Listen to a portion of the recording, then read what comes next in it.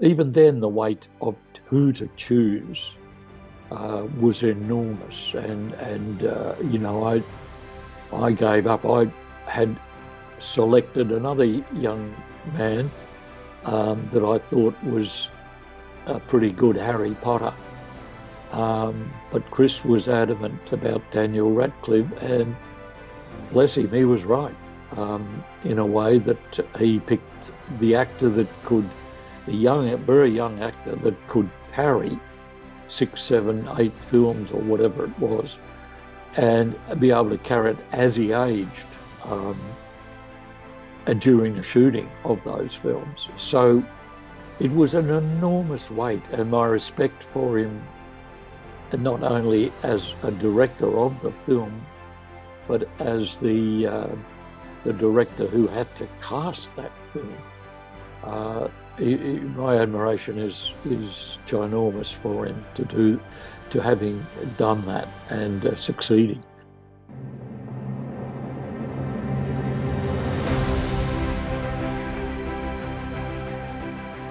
Hey everyone, this is Jawad, your host at Kingdom of Dreams podcast. In today's conversation, I have none other than cinematographer John Seale, who spoke about Chris Columbus' Harry Potter and Sorcerer's Stone, or also known as Harry Potter and the Philosopher's Stone. We dug deep into the film, the behind the scenes stuff, and how Chris Columbus really worked hard to find the right actor or the right actors for each of the characters portrayed in J.K. Rowling's book, Harry Potter and the Sorcerer's Stone.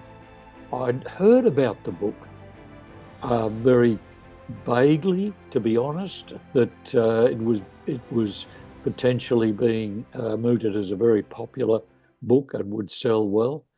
And that's about all.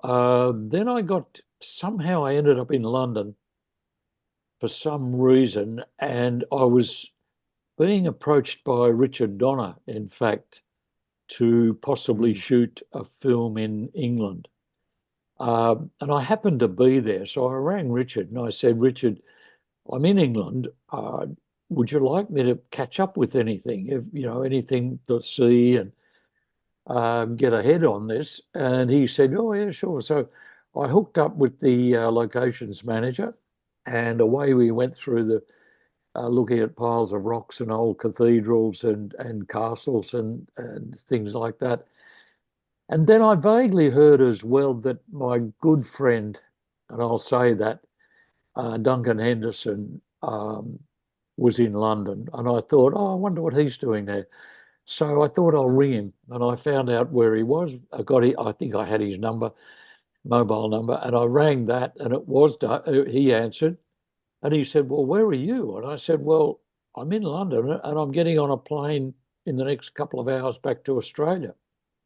And he said, do me a favor, buy the book, Harry Potter and the Sorcerer's Stone. I think it was called that Mm. first.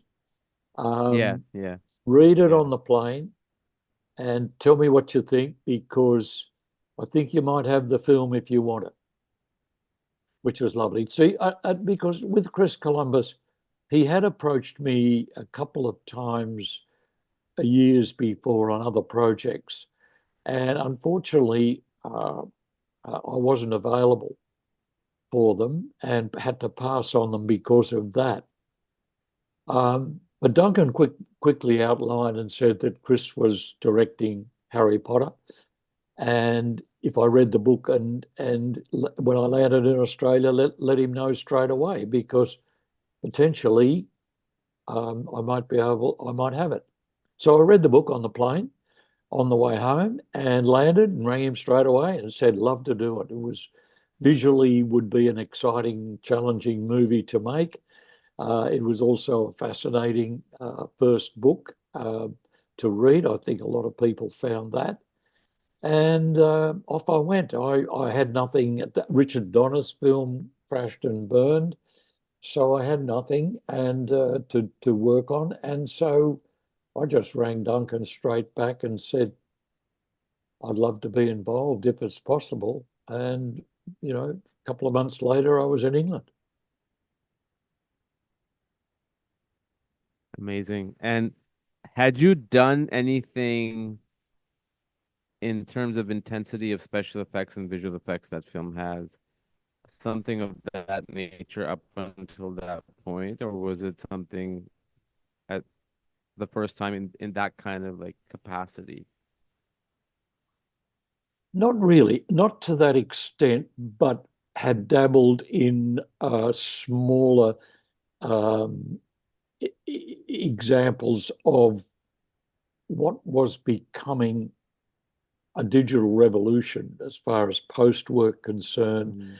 was concerned, blue screen, green screen work was concerned. I'd done a lot of that green screen work in America. So that was a fairly standard procedure. But other aspects of it weren't, and they were in developing stages, um, which is always very exciting to find something that can answer a problem that in the past might have created quite a stumbling block as far as the visuals were concerned, and this would happily fix it in post or during the shoot. Was always an exciting development. It caused a little consternation at times because some of the effects that were being created were helped by technology that impeded into a normal lighting situation. So that caused a little bit of a disturbance there, but we got through that. We got through that. And otherwise, no, it was basically a very learning process.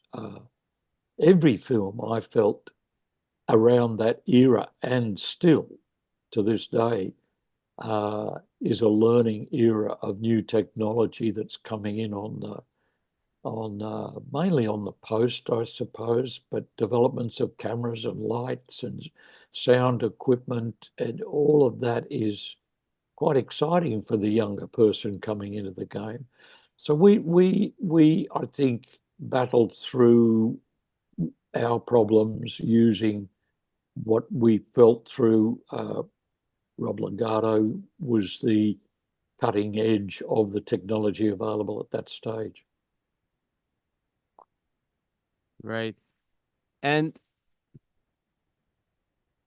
while you were like, in the prep work, pre-production and production, obviously, even at that time, from what I remember, the book was already popular. And I remember when the film went into production, one of the directors, I think before Christopher Columbus, that was possibly going to do it was Steven Spielberg, and he said this on the record. But for whatever reason, that didn't happen. But the book popularity kept gaining as the more films kept coming out. But during pre-production or production, did you anticipate or did you know that it was going to be a big deal for fans when it comes out and it needs to be done, obviously from the entire team in a way that a service to the fans, but at the same time making sure that the film is done as a film should be done.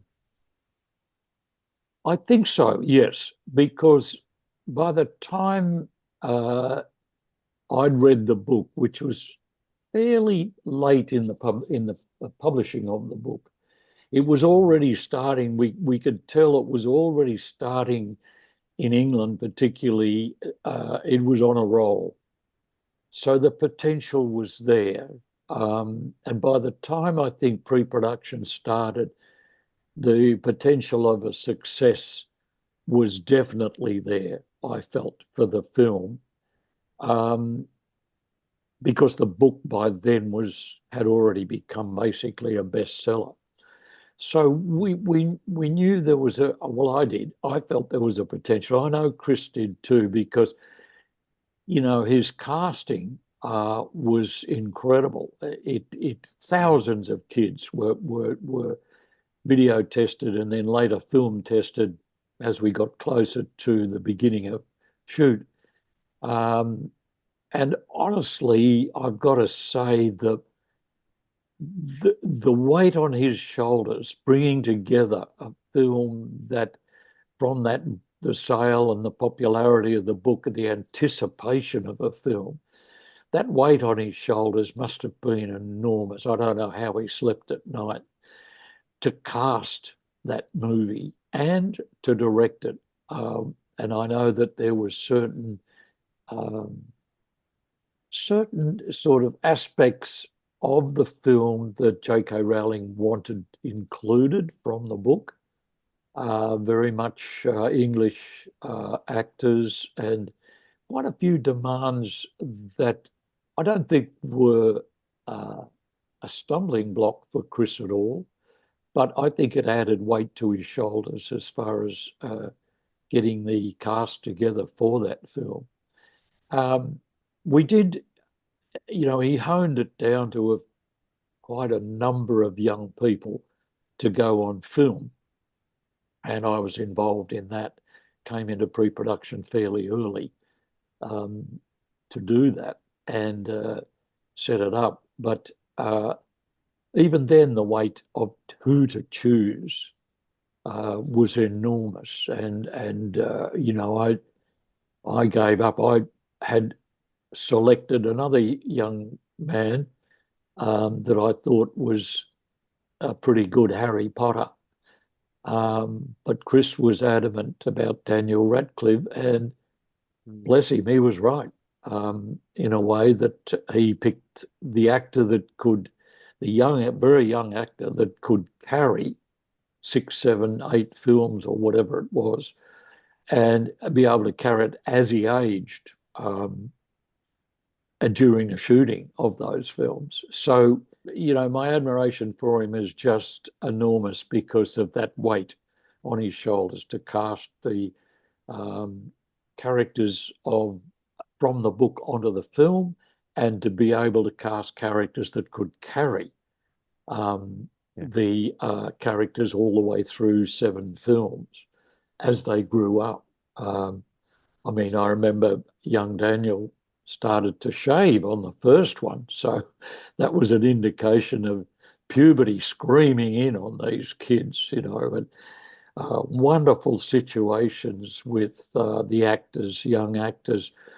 I swear to you that occasionally we'd be rolling away on a shot with a close up of Daniel, and he'd suddenly just stop and start smiling, and you could almost tell that what crossed his mind was, "I'm Harry Potter," and it would destroy his performance. And uh, but Chris was so lovely carrying that. He'd say, "Oh, okay, cut, cut, cut. Let's do it again. Let's have another go at this," and very cheerful about the whole thing. And he nurtured and nursed those kids through the first one, and the enormity of it had already hit, I think, all of the young actors that Harry Potter was going to be highly successful.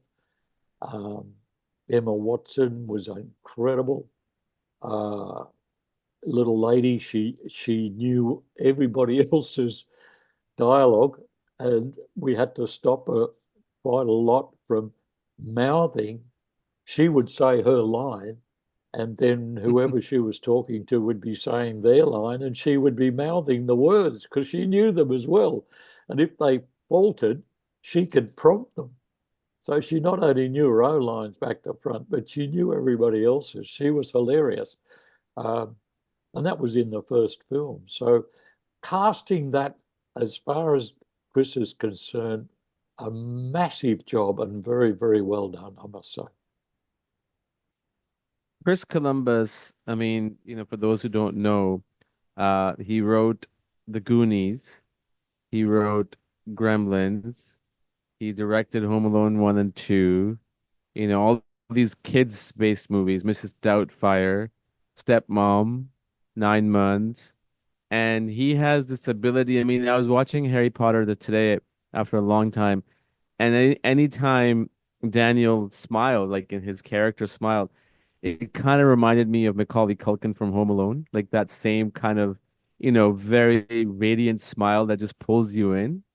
And he has this way with, obviously with writing and directing, but I think with actors too, especially kids.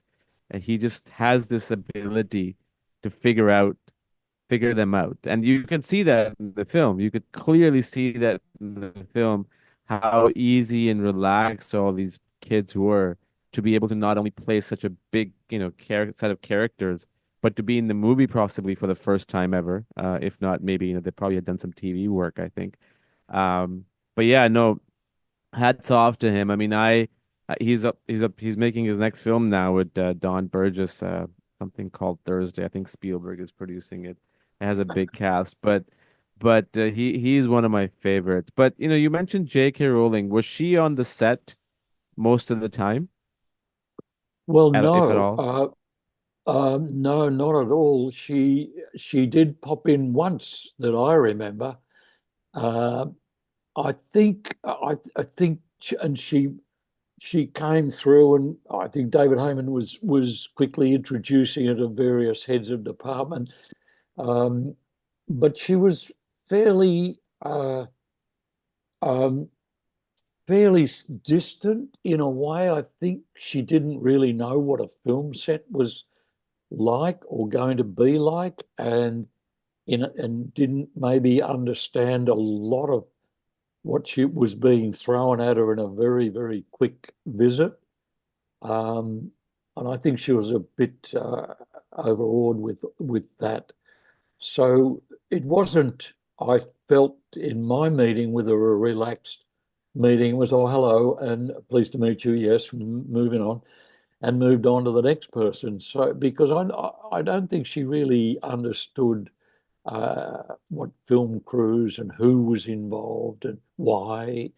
But that I think came later. So no, she wasn't on the Yeah. set a lot, but I know that she was in the background a lot, and rightly so as the writer of the book, but not on set per se, no.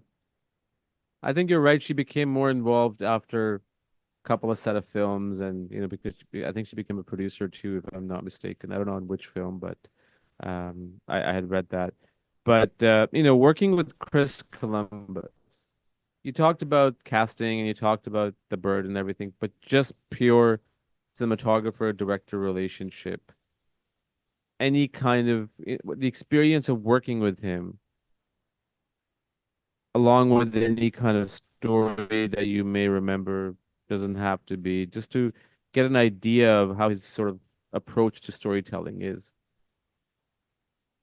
There was a lot of talk, in pre-production with Steve Clovis, and in production meetings about the portrayal of the film in regards to the book.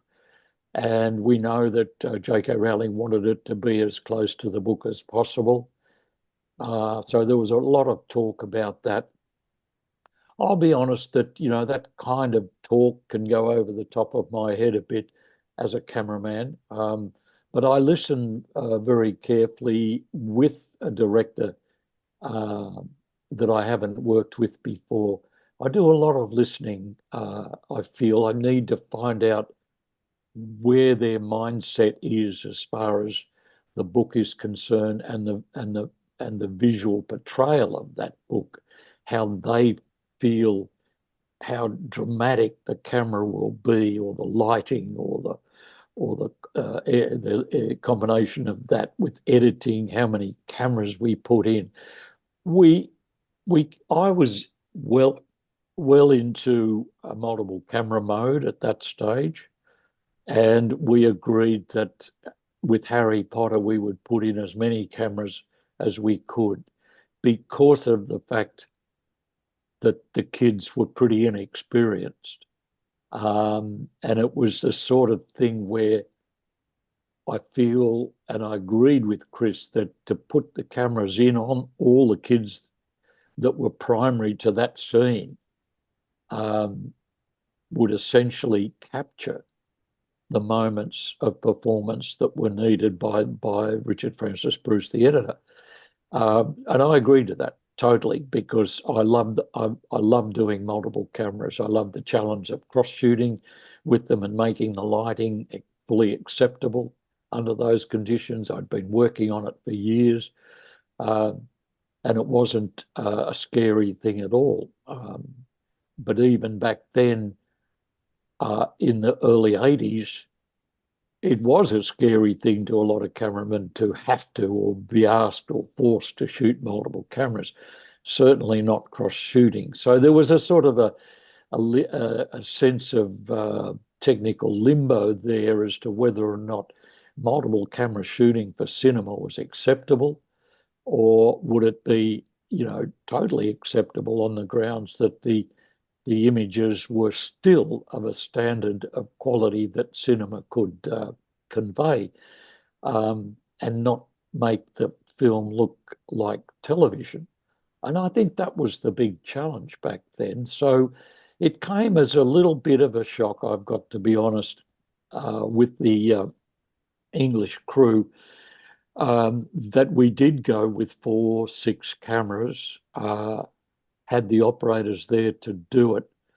And I found that there was, because I'd had quite a few films under my belt with multiple camera coverage, I was able to blaze into it and say, put a camera there, put a camera there, camera there, and hit the primary people. And with Chris, we'd work out those angles and coverage as well to make sure that he was getting the coverage from actors within that scene that would create and help that scene to be viable.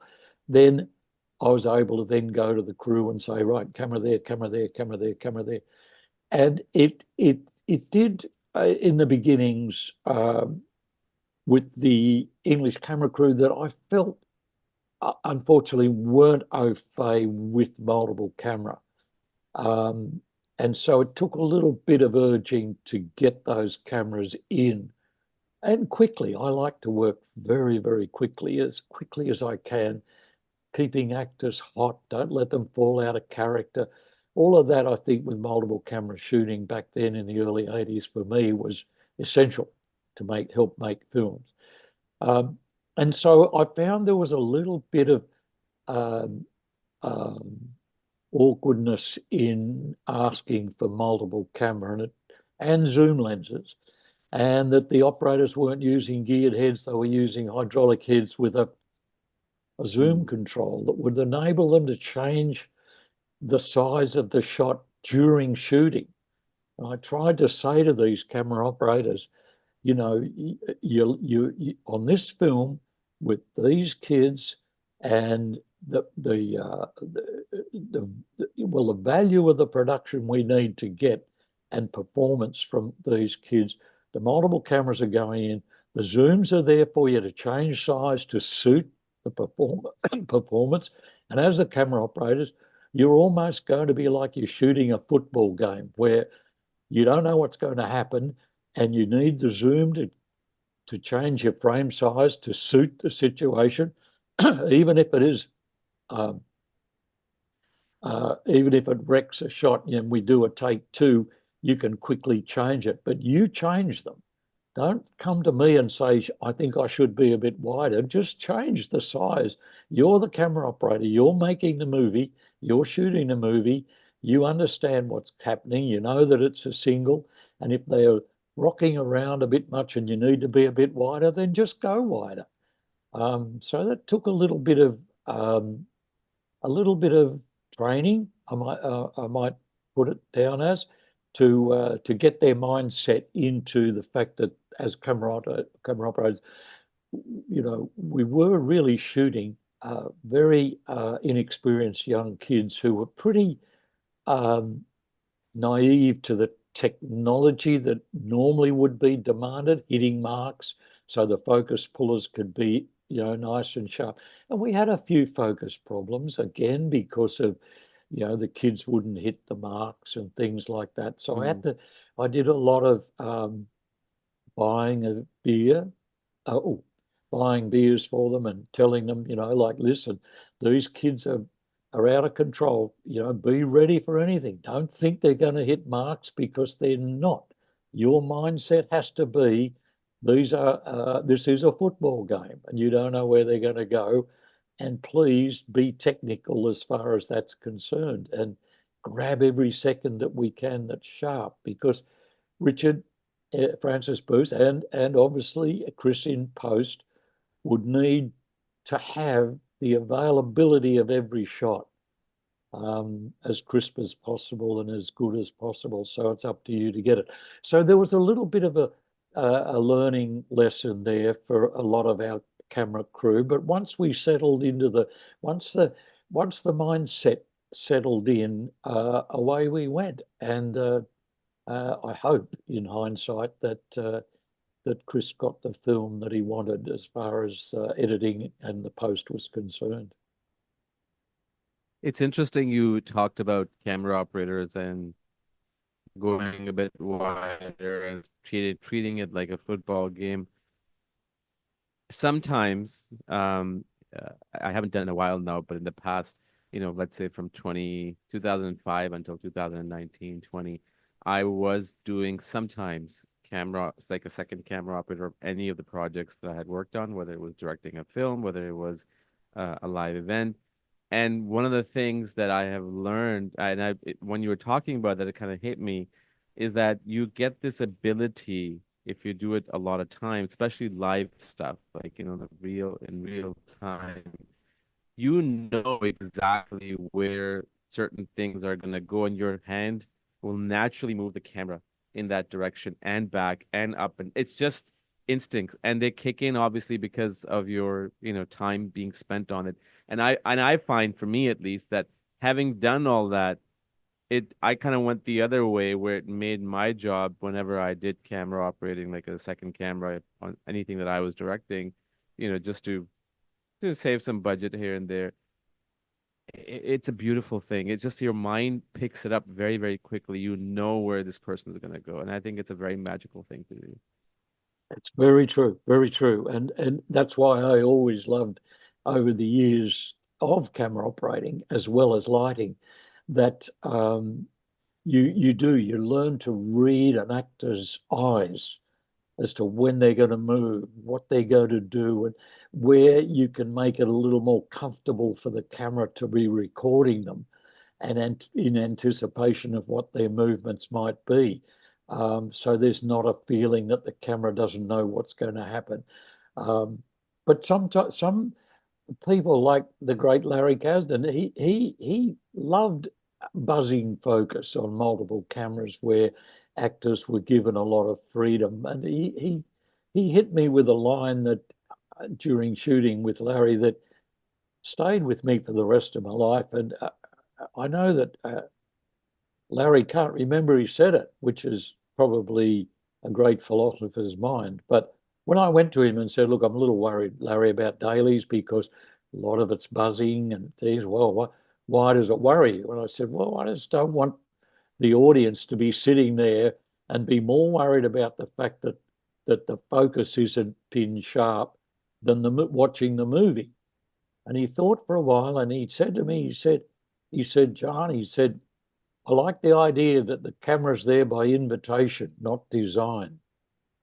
And when you analyze that, it's a great statement, because that's what a lot of camera coverage needs to be. The feeling it's there by invitation, so that it's more what the audience want to see rather than designed to be in the exact photographically right position to record an actor, a person, or a pictorial. It's there by invitation because that's where an audience's mindset might really want it to be. And I love that. I love that he said that. And I kept that in mind all my life, right up until I told George Miller about it on Fury Road. And he loved it too. He said that's the most interesting concept of how you do camera coverage. So a lot of the way I felt that Harry Potter was covered was maybe a little bit of both, that the actors were so inexperienced, the younger ones, obviously, that we had to cover them. Whereas the older actors who were theatre trained or cinema trained would hit marks, and we could then make the camera there by invitation. But with the kids, maybe it had to be a little more of since more sincere coverage to be able to get it and get it as sharp as possible for the focus pullers, because the kids weren't going to hit marks, and they were a little flamboyant in their movements, and tended to do a rehearsal at one speed and then they'd do a take at three times the speed, where they Yeah. picked up energy, things like that. So I had to try and drill the guys, camera operators and the focus pullers, into realizing that you really are covering a football game in a way, because they're so uh, uh, indecisive as to what they're going to do almost on each take. And I wouldn't mind betting over the years, as they did numbers of films, they settled down. But in that first one, it was a little bit of a zoo when it came to that. But I hope that we covered it quite amicably. It's interesting that you talked about coverage, right, and multiple cameras on the kids. Because again, when I was watching it this morning, and you see these kids, especially the three main kids, who were leading the film, I couldn't put my finger on it, but obviously I didn't know it was, multiple camera coverage, but there was just something about the way they reacted to certain moments where you figured like how did she or he reacted, with a little eyebrow frown or whatnot by just, looking at something random. And now that you mention it, in most of the cases, I'm pretty sure where they were actually reacting to a certain moment that was occurring in real time and that was being captured by other cameras. And I think that's really, really brilliant on your part to be able to do that. And I truly feel now that you mention it, that really takes the film to another level in terms of performances, because otherwise you won't be able to get the right reaction shots for right moments. Um, exactly, and in continuity. Quite Right. a lot of it, yeah, quite a lot of editors have said at the end of a movie they love the multiple camera, because one of them said to me another line that I remembered for the rest of my life, which is not that long, is that they could cut for performance, not have to cut to continuity.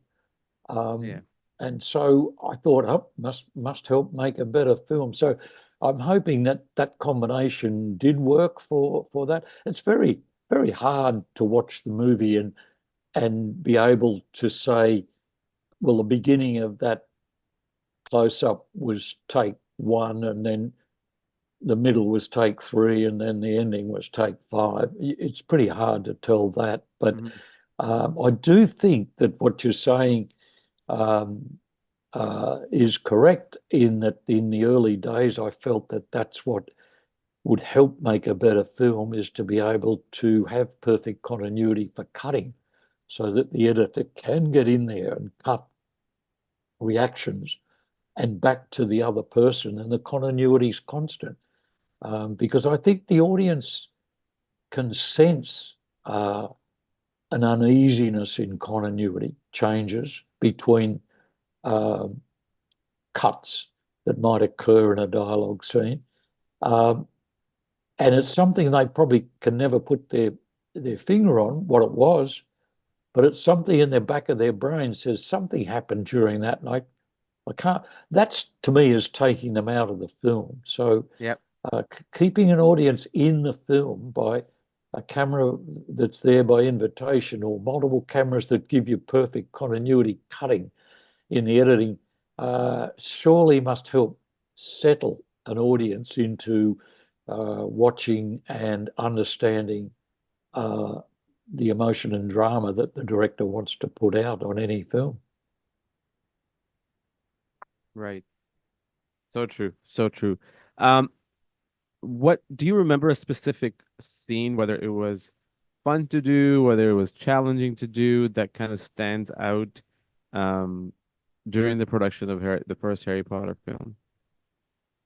Look, I generally don't have one. I sort of feel that every scene, you try and make the best of. But on the Harry Potter, I did look forward to the big chess game. I just thought that would be a fantastic uh, uh, scene to cover, um, and to light. Um, It had the fires in there. We made it slightly cooler and colder for a battle scene. Loved the way the kids, by then the kids had settled down as well into their characters, and they were bouncing off each other much more comfortably, I think. So I look forward to that scene, and I still think, with the visual effects that went in, with the special effects of the big chess pieces crumbling, the firelight, being able to flicker a little bit of firelight on their faces to increase the drama of the battle. All of that made that scene quite anticipatory, and I did look forward to it and thoroughly enjoyed shooting it as well. I'm so glad you talked about that because with a film like Harry Potter, or a story like Harry Potter, it's about magic, right? And it's like throughout the film, you have magic, magic, magic. How do you top all that with the final, you know, theme, which is like supposed to be, supposed to go out with a big bang? And obviously it was in the book, but nevertheless, the way it was executed was so masterfully done because it wasn't over the top, but it didn't undersell the film in any way either. So it was I'm glad you mentioned that because it's one of my favorite scenes from the film. And there are a lot of iconic moments in Harry Potter, the very first one, the one that you shot, kind of like, how E.T. flying through the moon, in front of the moon, you have in Harry Potter, for me at least, is when they're on the boats rowing towards the castle, the very first one. Like there's all these iconic scenes that you have done, and the lighting is so different throughout the film in different scenes, especially if the warm lighting that you had inside the castle when they were dining in the dining hall. That's my favorite. Among everything else that you've done, those scenes were my favorite in terms of lighting. Oh, lovely, lovely. Well, a lot of the pre-production with Chris was the understanding that book one really was an explanatory film. Where did Harry Potter Yeah. come from? The suburban house, living under the stairs, how he got involved with Hogwarts, how he gets there, the train trip. All of that was explanatory stuff. And talking with Chris, there was nothing dark about it. We kept it light and airy, realistic to the contemporary time in the little suburban street, suburban house, um, developing through to Hogwarts, and that boat trip, the train trip, probably started the thin end of the wedge of more dramatic lighting when the train pulls up at the railway station and the kids get out, get into the boats and travel across that lake at night, and you tilt up and there is Hogwarts. And a very beautifully done CGI painting as well. And I think that is accurate to what Chris felt that the first film should be. Um, Mm. the explanations and then the exploration into Hogwarts and the beginnings of the magic, and slowly, hopefully, uh, our little skirmishes into the magic side of it started to become a little bit more maybe a little darker, a little, starting to sense that later on this could get quite nasty in a way. So I think hopefully the balance of that was brought to bear on that first film. Yeah. No, I the reason I said something in the beginning of our conversation was I didn't watch anything after the second film, not because they're not good. Uh, for me personally, the novelty wears off after, one or two films. And I'm sure it's a great set of series. I mean, my kids have read all the books, have seen all the movies. Maybe one day I will, but there's just something about the first film and even the second film, and I don't know if it has anything to do with the fact that Christopher Columbus was involved in it. To me, that because he's one of my favorites. But in the first one is always the first one, no matter what. There's only one Yeah, first draft. there's only the first Jurassic Park, special, and Harry Potter, and there's so many other films like that. But thank you so much for, making such a beautiful film and being part of it, because it really brought back some beautiful memories for me, just watching so much heart that went into that film from every one of you guys. Thanks a lot. It was a pleasure. Wonderful. Thank you so much, John. Anything else you want to share that may have overlooked or forgotten? Any No, only any sadly that Chris did ask me to roll over and do the second one, right. um, and I ended up in a typical of the film industry, a scheduling problem. Anthony Minghella Cold Mountain. We'd been trying to get that going for 3 years, and I rang him, and he said, "Yes, we're definitely going this year." So I sadly had to pass on the second Harry Potter, and then of course what happens?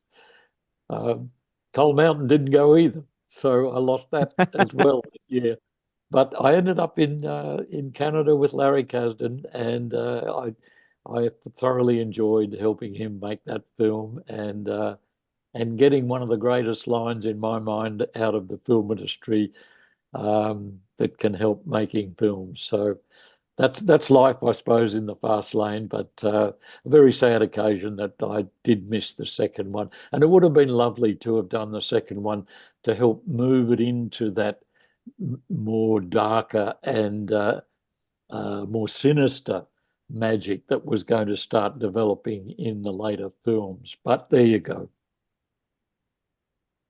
Were you happy to see what you saw in the second film? Have you seen the second film?